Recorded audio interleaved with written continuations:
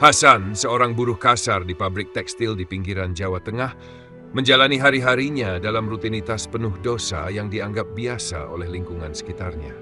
Sepulang kerja, ia menghabiskan malam di warung remang-remang, berjudi, mengisap sabu, dan kadang berakhir di pelukan perempuan bayaran yang juga pelanggan tetap tempat itu.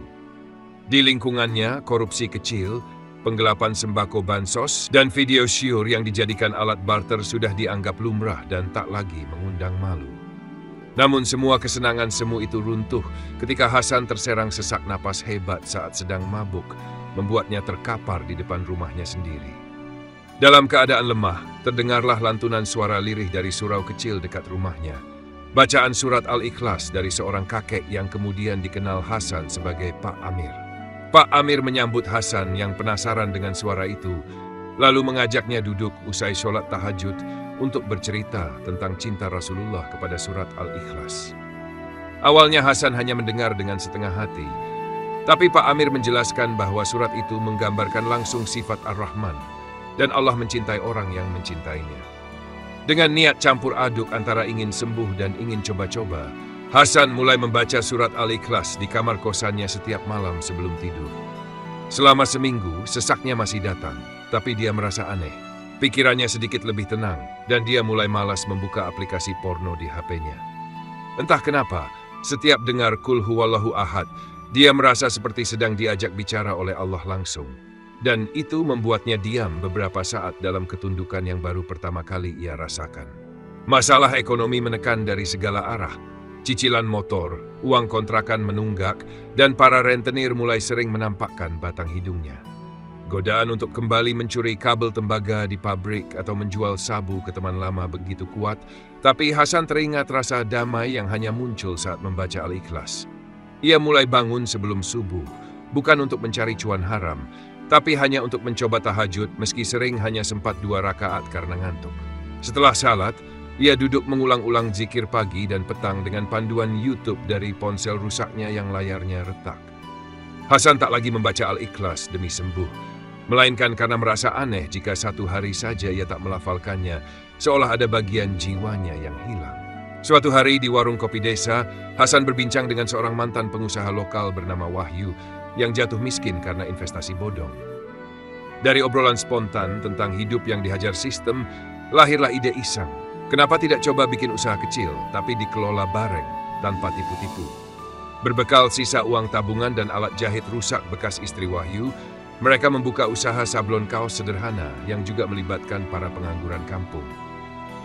Meski untungnya masih kecil, Hasan merasa puas karena dia bekerja tanpa mengeluh, sambil tetap menjaga salat awal waktu dan rutin membaca Al-Waqiah tiap malam. Untuk pertama kalinya dalam hidup, Hasan bekerja bukan karena kejar uang semata, tapi karena ingin membuktikan bahwa hidup lurus bukan berarti hidup hancur.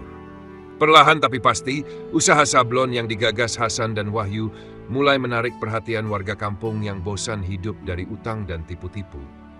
Hasan mulai merekrut pemuda-pemuda kampung yang dulunya langganan judi online dan konten bokep, memberi mereka kerja dan sedikit demi sedikit arah hidup.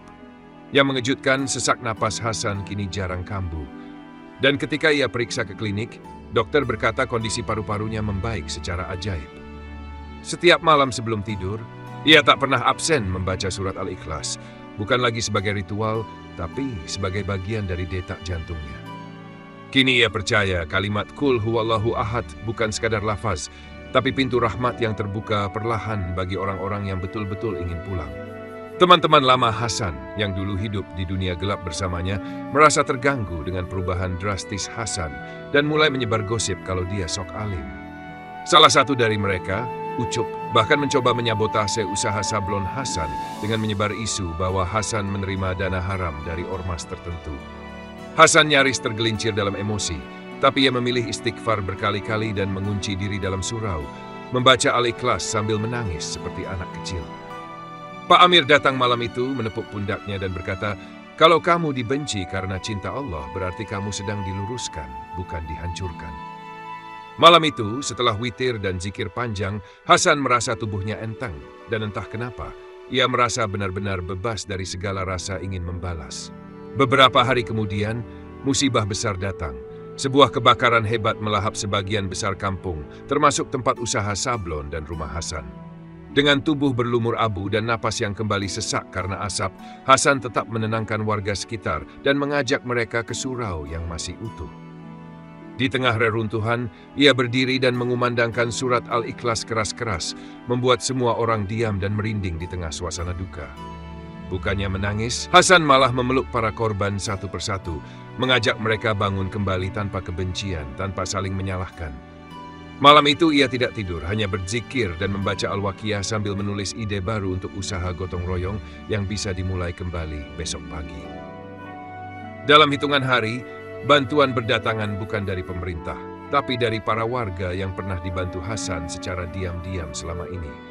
Usaha baru Hasan bersama warga berupa produksi masker, baju layak pakai, dan makanan murah justru melesat dan jadi inspirasi banyak kampung tetangga.